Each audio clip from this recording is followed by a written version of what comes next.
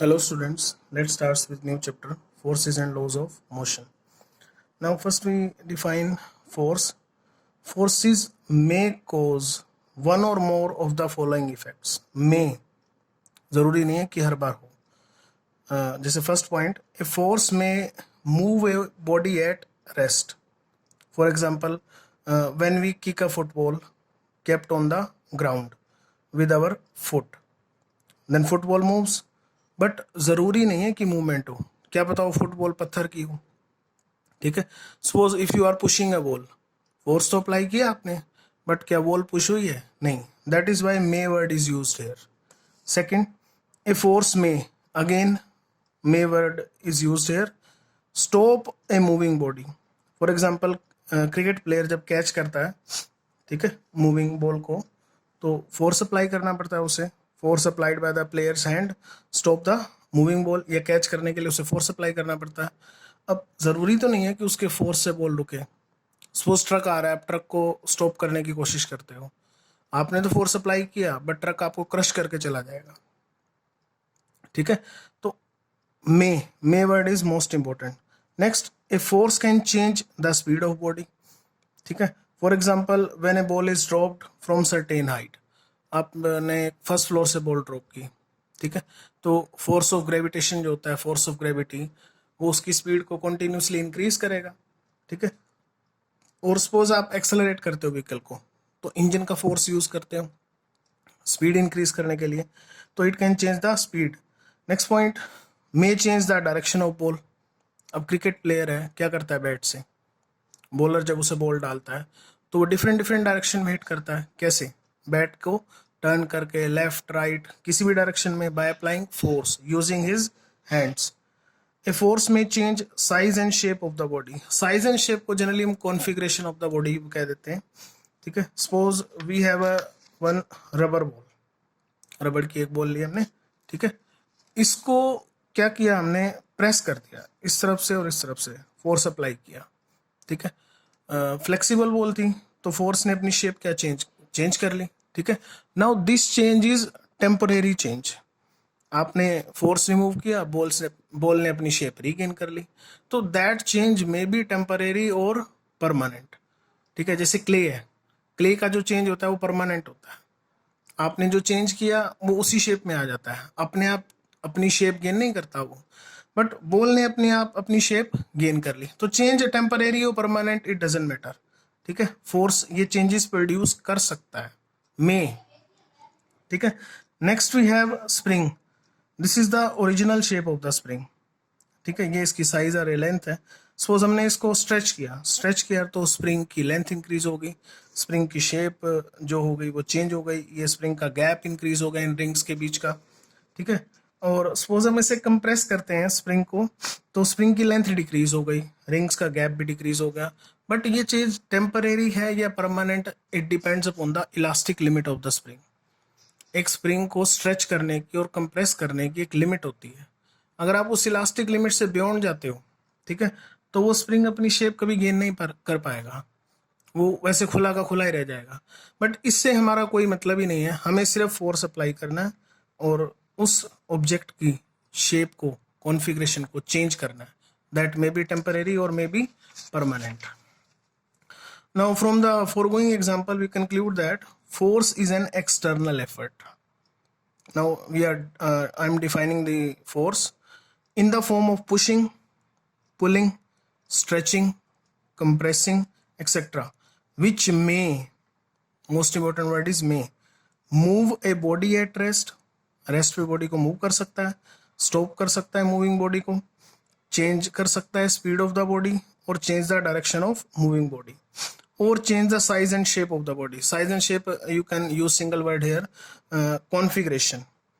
Now force is a vector quantity because it has magnitude as well as direction, और इसका unit क्या होता है, न्यूटन.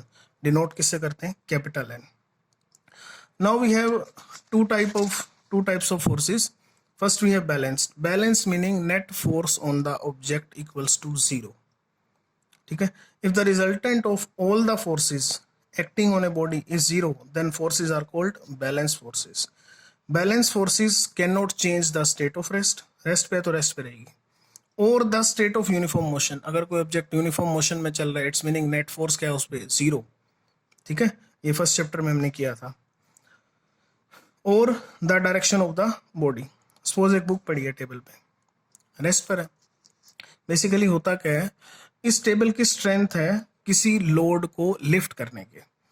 तो बुक का जो वेट है mg, मास और वेट में डिफरेंस होता है, आपको नेक्स्ट चैप्टर में आएगा।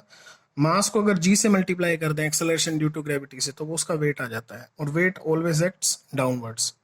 ठीक है, अब इसको सपोर्ट किसने प्रोवाइड करनी है, इस टेबल ने। अगर ये बुक के वेट को ये टेबल टॉलरेट कर सकती है तो वो बुक रेस्ट पे रहेगी।